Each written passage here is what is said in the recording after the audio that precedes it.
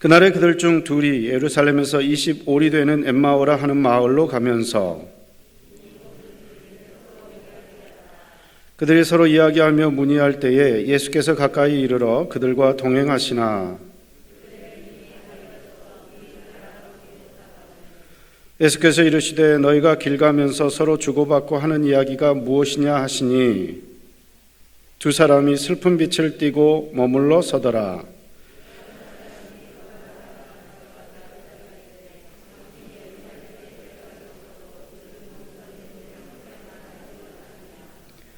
이르시되 무슨 일이냐 이르되 나사렛 예수에 이르니 그는 하나님과 모든 백성 앞에서 말과 일에 능하신 선지자이거늘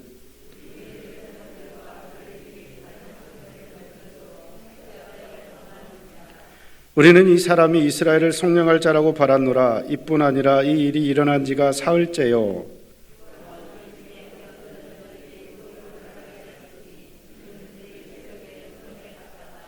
그의 시체는 보지 못하고 와서 그가 살아나셨다 하는 천사들의 나타남을 보았다 함이라.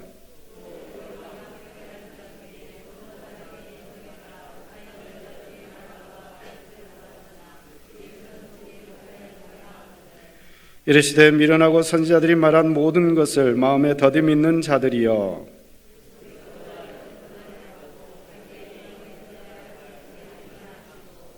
이에 모세와 모든 선지자의 글로 시작하여 모든 성경에 쓴 바 자기에 관한 것을 자세히 설명하시니라.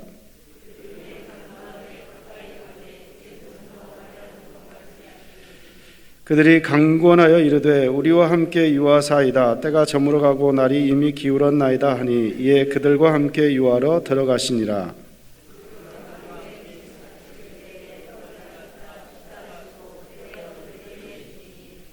그들의 눈이 밝아져 그인 줄 알아보더니 예수는 그들에게 보이지 아니하시는지라.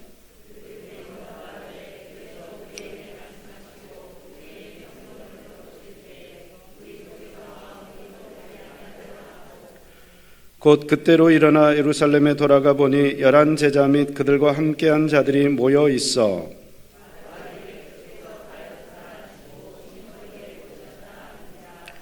함께 읽겠습니다. 두 사람도 길에서 된 일과 예수께서 떡을 떼심으로 자기들에게 알려지신 것을 말하더라. 아멘. 이재철 목사님이라는 분이 쓰신 새신자반이라는 책이 있습니다. 이분이 뒤늦게 신학을 공부를 하고 신학대학원에 가게 되었는데요.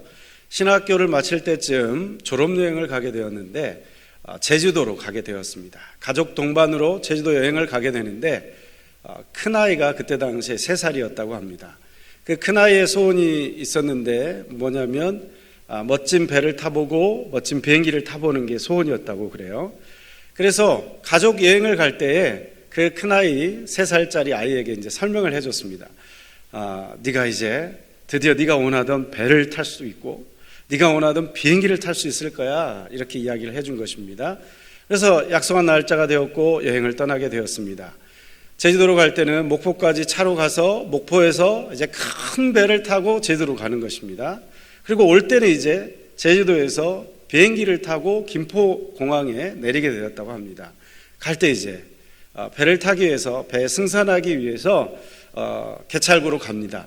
근데 그 개찰구 입구가 너무나 큰 나머지 배가 밖에 있는 배가 보이질 않는 거예요. 그래서 좁은 통로의 개찰구에 뭐 주민등록 번호도 쓰고 뭐 이렇게 하잖아요. 뭐 신원 뭐 이렇게 확인받고 그리고 이제 통로를 따라서 들어가는데 배에 쑥 들어가는 거예요. 근데 아이가 계속해서 이제 묻는 거죠. 아빠 배는 언제 타? 아빠 배는 언제 타? 지금 우리가 배 타고 있는 거야. 그리고 3등 칸에 딱 들어갔는데 3등 칸은 더더군다나 밖이 보이지 않거든요.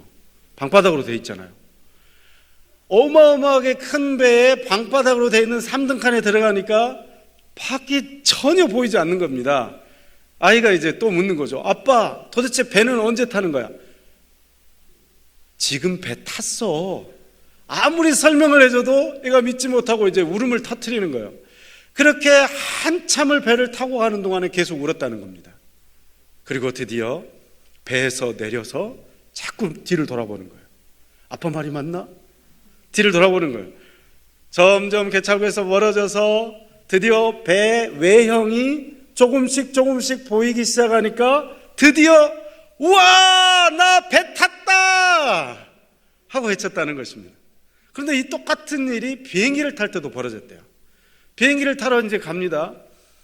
지금 비행기를 타러 이제 딱 로비까지 가고, 그리고 연결 통로를 따라가지고 비행기로 들어가잖아요. 그러면 그 안에 이제 복도에 있고 연결 통로를, 좁은 통로를 따라서 이렇게 딱 비행기 문 안으로 쑥 들어가면 비행기 탈 때까지 비행기가 보입니까? 안 보입니까? 전혀 비행기가 보이지 않아요. 그러니까 이제 또 아들이 아빠한테 계속 그러는 거죠. 아빠, 비행기 탄다면서 비행기는 언제 타? 비행기 탔어. 비행기 언제 타? 비행기 탔다니까. 거짓말쟁이! 이러면서 이제 우는 거예요. 네, 비행기는 다행히 이제 50분밖에 안 걸려서 그 50분 동안 울었는데, 그리고 나서 이제 비행기에서 내립니다. 비행기에서 내려서 자꾸만 뒤를 돌아보는 거죠. 뒤를 돌아보니까 비행기 같아 보여요. 처음에 좀 더 멀어집니다. 그러니까 이제 비행기 날개, 몸체 싹 보이는 거죠. 그때 이제 또 환호성을 지르면서 아이가 외칩니다. 우와, 비행기 탔다 하고 외치는 것입니다. 그 아이의 어리석음이죠. 네. 배를 타고 이미 비행기를 탔음에도 불구하고 자기가 배를 탔는지 깨닫지 못하고, 자기가 비행기를 탔는지 깨닫지 못하니까 실제 배를 타는 내내 울고, 비행기를 탄 내내 울고 슬픔 가운데 있었다는 것입니다. 오늘 본문을 보니까 이 어리석은 3살짜리 아이와 같은 모습을 보이는 두 제자의 모습을 보게 됩니다. 그들은 어떻습니까? 그들은 예수 그리스도께서 십자가에 죽으셨다가 사흘 만에 부활하셔서 지금 바로 자기들 옆에 있었음에도 불구하고 그 사실을 모르고 있었다는 것입니다. 부활의 주님, 모든 세상 권세를 다 가지고 계신 그 주님이 내 옆에 계심에도 불구하고 그 사실을 몰라서 슬픔 가운데 있었다는 사실입니다. 여러분, 얼마나 아이러니입니까? 얼마나 아이러니입니까?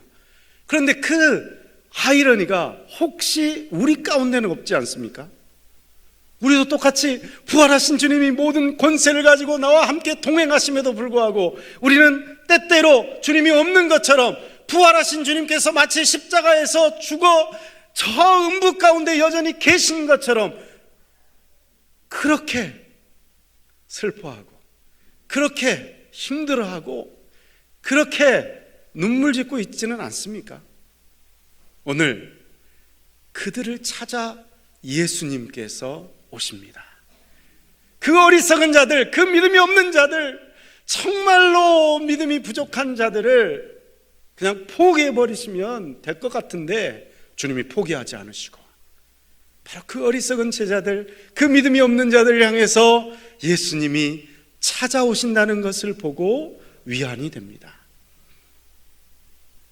우리가 믿음이 연약해지고 우리 마음이 흔들릴 때조차라도 주님께서는 우리를 포기하지 않으십니다. 주님께서는 우리를 다시 만나주십니다. 주님께서는 우리를 다시 만져주시고 회복시켜주시고 일어나게 도와주십니다. 그 주님께서 오늘 우리들 또한 만나주시고, 우리를 또한 다시 회복시켜주시고, 우리들에게 다시 이 부활의 믿음을 주기를 소망합니다. 여러분, 엠마오로 가는 이 두 제자가 예수님을 만났습니다. 예수님께서는 어떻게 그들의 슬픔 가운데 있었던, 부활을 믿지 못했던 그들을 어떻게 회복시키셨습니까? 오늘 본문 말씀을 통해서 우리가 발견해 나가기를 원합니다. 먼저 오늘 본문 말씀 25절부터 27절까지의 말씀을 함께 읽겠습니다. 25절부터 27절까지의 말씀입니다. 이르시되 미련하고 선지자들이 말한 모든 것을 마음에 더디 믿는 자들이여, 그리스도가 이런 고난을 받고 자기의 영광에 들어가야 할 것이 아니냐 하시고, 이에 모세와 모든 선지자의 글로 시작하여 모든 성경에 쓴 바 자기에 관한 것을 자세히 설명하시니라. 여러분, 예수님께서 만나셔서 부활의 믿음을 가지게 하시는데 그 방법이 무엇이었습니까? 모세와 선지자들의 글로 시작하여서 모든 성경에 예언한 모든 말씀들을 풀어서 자세하게 설명해주고 깨닫게 해주시고, 그래서 그 결과 그들에게 이해되게 하시고 믿음을 갖게 하셨다는 것입니다.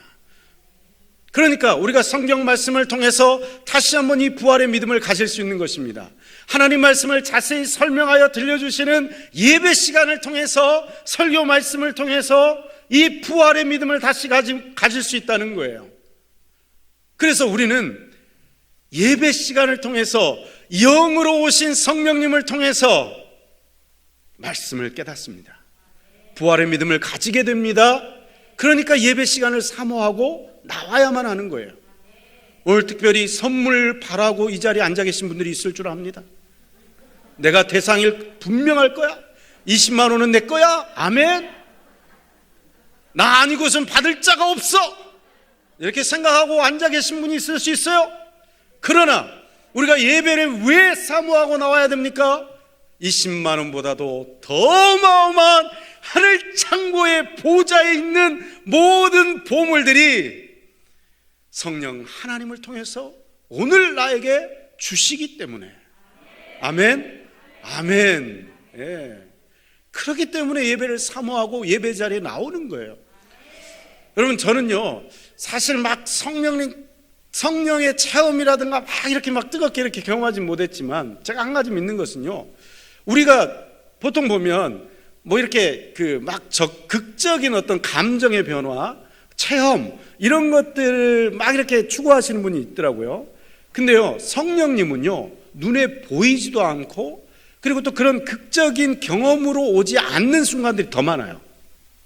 제가 한 번은 그 산호세 온누리교회에서 청년부 사역을 감당할 때, 미국에 있는 그때 그 하와이에 있는 열방대학이라고 그 YM 그 예수전도단이죠. 거기서 세운 학교가 있습니다. 하와이에. 거기 부총재분이 오셔가지고 청년부 수련회 강사로 오셔가지고 강의를 해주시고 또 기도 인도를 해주셨던 적이 있어요. 그분 같은 경우는 굉장히 성령님과 굉장히 친밀한 그런 능력과 은사가 나타나시는 분이었어요. 그래서 그분은 기도를 할 때 이렇게 그 뒤로 쓰러지는 현상이 있잖아요. 입신이라고 하나요? 뭔지 모르겠지만 하여튼 그런 게 있어요. 근데 그 집회 동안에 보통 보면 막 이제 성령 집회 참여해가지고 막 불 받았네, 막 뭐 가슴이 뜨거워지고 막 온몸이 탈 것 같이 막 타버렸네. 근데 멀쩡한데 하여튼 뭐 이렇게 말하시는 분이 있는데, 그분이 이제 그런 은사들이 나타난다는 거예요. 그래서 저도 궁금해가지고 그러냐고, 저도 한번 경험해 보고 싶다고 그래가지고 저도 간절히 사모하는 마음으로 이제 그 임원 리더들만 함께 모여가지고 조용히 기도하는 시간을 가졌어요. 그래서 이제 서가지고 함께 기도를 하는데 그분이 이제 제 앞에 와가지고 저도 쓰러지고 싶었어요. 하여튼 살짝의 어떤 뭐 느낌만 오면 내가 쓰러지리라. 내가 마음에 단단히 준비를 하고 나는 어떻게 쓰러질까? 앞으로 쓰지면 안 되고 뒤로 멋있게 쓰러져야지 하고 생각을 하고, 뒤에서는 또 사람이 받칠 준비를 하고 이렇게 하고 이제 쓰러질 준비를 하고 이제 기도를 받는데, 저를 미는 것도 아니고 제 머리에 손을 대는 것도 아니고, 그리고 갑자기 장풍이 나오는 것도 아니고 그냥 기도를 하시더라고요. 그냥 평범한 언어로 주님 이 시간에 임하여 주옵소서, 성령 하나님 이 시간 역사하여 주옵소서, 그냥 이렇게 기도를 하세요. 근데 제가 처음 경험했는데 제 몸이 그냥 뒤로 쓰러졌어요. 저는 그래서 제가 좀 힘이 세잖아요. 무게도 많이 나가고 웬만해서는 뒤로 쓰러지지는 않는데, 그래서 그런 일이 일어날 거라고 생각하지는 않았거든요. 그래서 뭔가 느낌이 오겠지, 갑자기 바람이 분다거나 배가 그냥 확 아파가지고 쓰러진다거나. 근데 전혀 그런 게 없어요. 생각으로도 뜨거우지도 않고 감동이 있지도 않고 아무것도 없어요. 근데 몸은 뒤로 쓰러지더라고요. 그럼 뒤로 쓰러져가지고 내가 황홀경을 경험하고 천국을 보고 지옥을 갔다 오고 그런 게 아니고, 아무 느낌도 없고 생각도 없고 그냥 나는 나고, 내가 왜 이렇게 누워있지? 언제까지 누워있어야지? 좀 뻘쭘한데? 이런 생각이 들더라고요. 도대체 언제까지 누워있어야 되는가? 창피하니까 그냥 눈을 감고 있으면서 도대체 언제 일어나야 되는가? 이렇게 생각을 했던 적이 있어요. 그래서 성령님이 예배 가운데 역사하시고 감동을 주시고 우리 안에 부활의 믿음으로 확신을 주시고 내가 뭔지 모르게 변화가 일어나는 건 예배를 통해서 일어나는데, 그건 눈에 보이지 않는 거예요. 제가 그때 알았어요. 성령님이 분명히 계시고 역사하시는데 나는 볼 수도 없고 만질 수도 없고 느껴지지도 않고 마음이 달라지지도 않고 막 흥분되지 않고 아무 변화가 없는 거예요. 아무 변화가. 그러면 그렇게 쓰러졌다가 일어났으면 내가 착한 사람이 돼야 되는데 똑같더라고요. 똑같아. 아무 변화가 없어요. 그냥 쓰러졌다가 일어난 거예요. 그래서 뭐 이걸 이제 성령 사역하시는 분은 성령 안에서 안식을 체험하게 하는 것이다. 근데 그날 저녁에 바로 뭐 하여튼 심란한 일도 생기고 뭐 안식하고 뭐 별 상관없는 것 같아요. 내가 뭐 갑자기 다른 성품의 사람이 된다거나 그런 일도 일어나지 않았어요. 근데 제가 그 사건을 왜 말씀을 드리냐면 아무 일도 일어나지 않는데 성령님이 역사하시는구나. 아무 느낌도 없는데 성령님이 계시는구나. 아무 변화도 일어나지 않는데 성령님이 지금 함께 계시는구나. 여러분, 예배에 왜 참석해야 됩니까? 성령 하나님은 영으로 오셔가지고 우리는 보이지도 않고 우리가 만질 수도 없고 우리가 느낄 수도 없는 존재세요. 그리고 내 감정이 막 이렇게 뜨거워지거나 그러지 않을 수 있어요. 그러나 우리가 한 가지 알아야 되는 게 있는데 바로 그 순간 성령님이 역사하고 계신다는 사실이에요.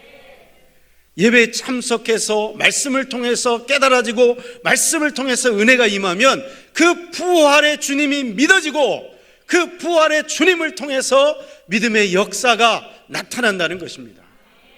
그래서 하나님 말씀을 가까이 하기 위해서 예배 자리에 꼭 나와야 돼요. 그리고 또 한 가지, 매일매일의 삶 속에서 개인의 경건 시간을 가져야 된다는 것입니다.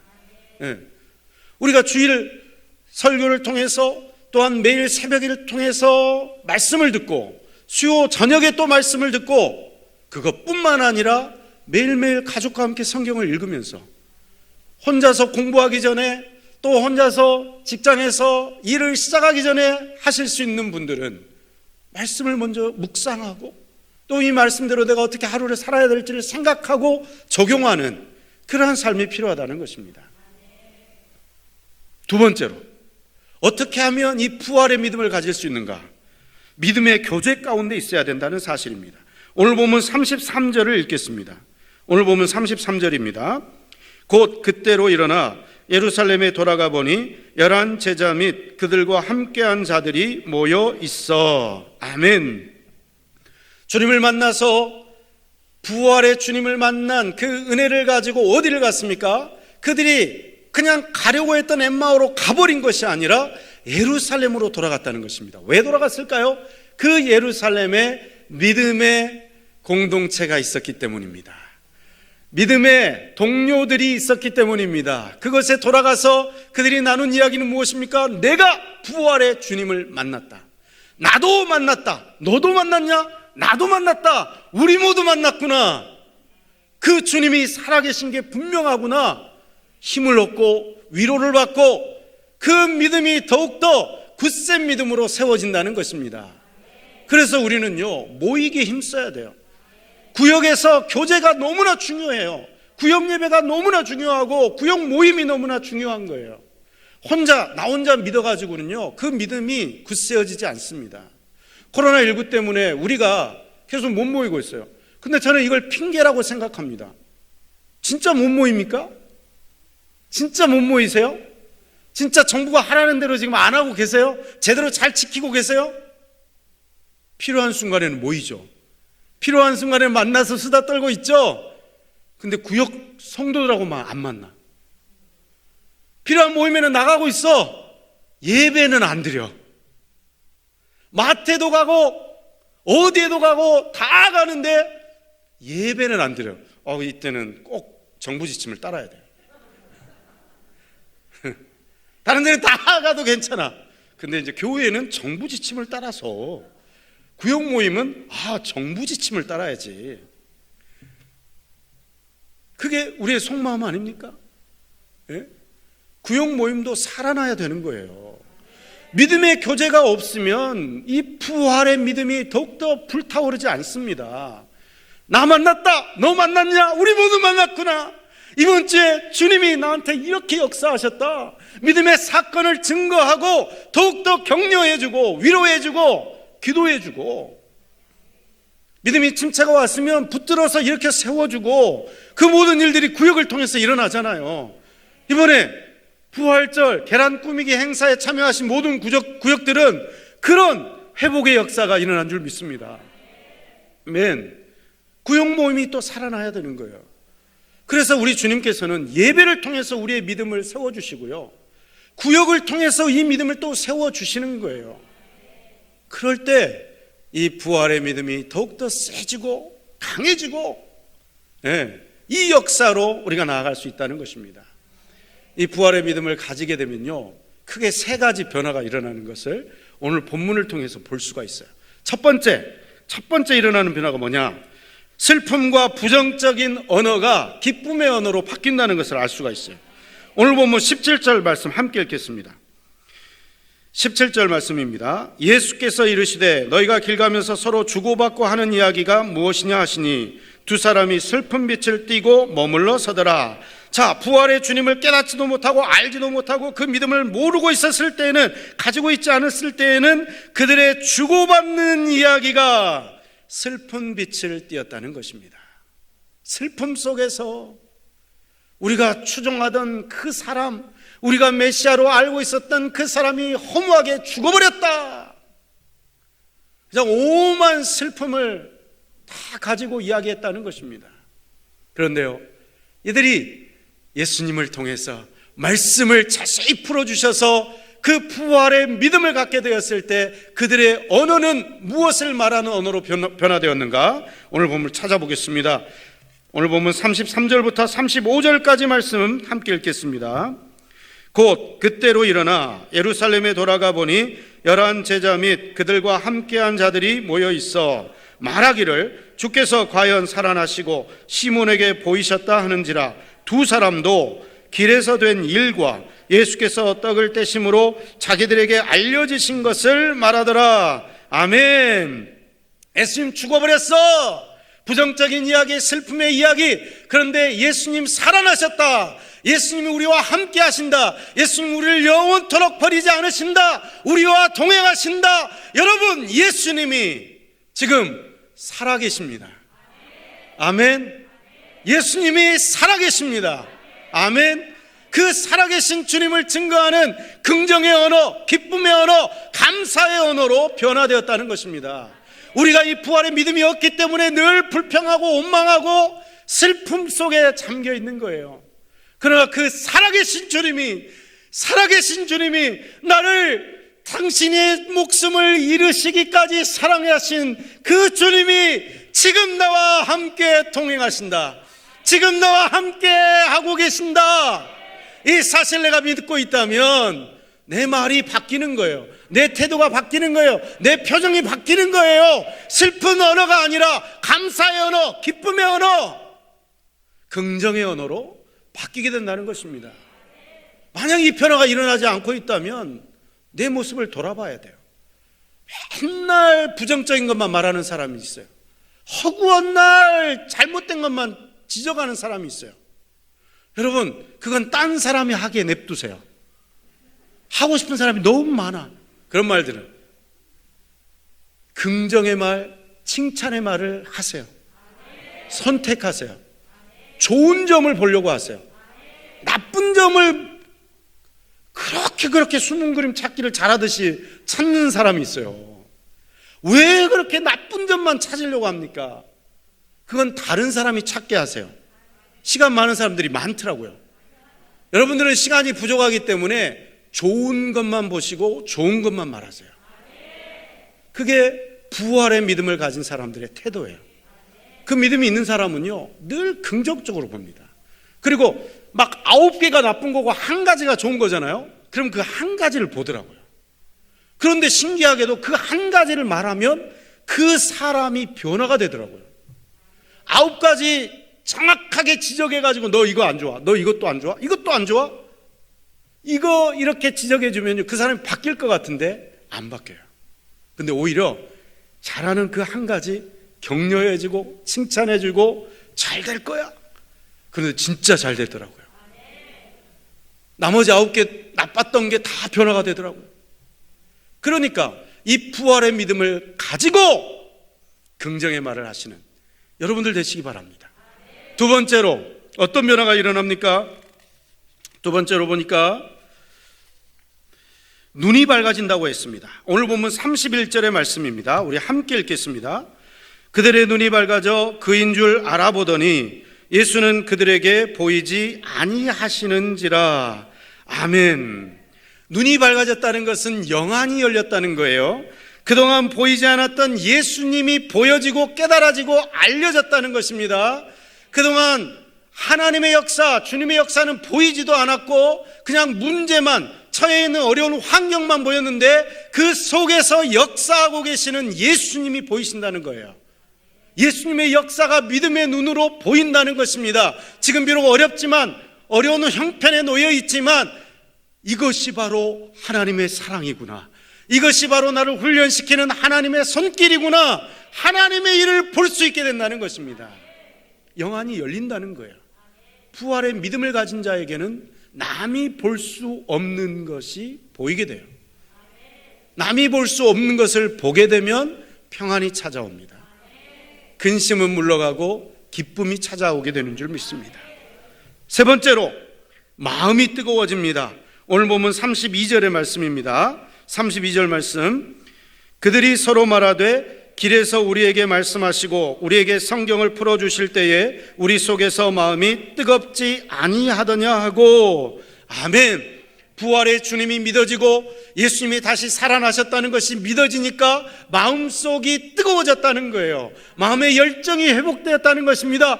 부활절 계란 꾸미기를 한다. 우리 구역이 1등 해야지. 마음이 뜨거워진다는 것입니다. 우리 부서가 1등 해야지. 마음이 뜨거워진다는 것입니다. 지금 벌써 기대감에 마음이 뜨거워져가지고 지금 아멘 소리가 얼마나 큰지 몰라요 지금. 네? 마음속에 부활의 주님이 주시는 그 믿음이 있으면 뜨거워지는 거예요. 냉랭할 수가 없어요. 그냥 가만히 처져 있을 수가 없어요. 내가 해야지, 우리가 해야지, 그런 열정이 생기게 된다는 것입니다. 나태한 신앙, 부정적인 신앙이 긍정적인 신앙, 적극적인 신앙으로 변화가 된다는 것입니다. 이제 말씀을 맺겠습니다. 여러분, 부활의 주님을 만나야 합니다. 우리는 너무나 부족하죠. 우리는 너무나 어리석어서 그렇게 예수님께서 죽었다가 살아날 거야 말을 해줬지만 이 어리석은 두 제자가 그걸 믿지 못했다는 거예요. 심지어요, 부활을 먼저 체험한 다른 제자들이 만났다고 이야기를 했어요. 마리아가, 그리고 여인들이 와가지고 예수님이 살아나셨어요, 빈 무덤이에요 설명을 해줬어요. 그리고 베드로가 들어가서 확인하고 진짜 예수님이 살아나셨다 이야기를 해줬어요. 근데도 믿지를 못했어요. 그렇게 설명을 해줬는데 믿지를 못했다고요. 그러면 포기할 법도 한데 예수님은 포기하지 않으십니다. 우리 한 사람 한 사람 지금까지 몇 년을 신앙생활 하셨습니까? 10년, 20년, 30년, 50년. 그래도 여전히 내 속이 냉랭하고 여전히 내 속에 부활의 주님의 확신이 없고 여전히 내 속에 열정이 없고, 그럼 주님이 포기하실 법한데 주님은 포기하지 않으십니다. 여러분, 매번 쓰러지죠? 매번 이 믿음이 생기지 않죠? 매번 맨날 낙심할 때가 많죠? 매번 여전히 변화되지 않는 나의 모습을 볼 때가 많죠. 그러면 나는 포기하고 싶죠? 그러나 주님은 포기하지 않으십니다. 주님은 내 손을 놓지 않으십니다. 예배를 통해서 찾아오시는 거예요. 교제를 통해서 찾아오시는 거예요. 성령 하나님께서 보이진 않지만 느껴지지도 않고 내 마음이 뜨거워지지도 않고 내 머릿속은 여전히 차가운 것 같고 내 모습은 변하지 않는 것 같은데 성령님은 나와 함께 하시는 거예요. 지금 역사하고 계신 거예요. 주님의 사랑이 오늘도 우리 가운데 함께 하고 계십니다. 그 부활의 주님을 통해서 우리의 영안이 열리게 되기를 원합니다. 우리의 심령이 뜨거워지게 되기를 원합니다. 부정의 말이 긍정의 말로 변화되기를 원합니다. 바로 이와 같은 주님의 역사가 저와 여러분들 가운데 함께하게 되시기를 간절히 기원드립니다. 기도하겠습니다.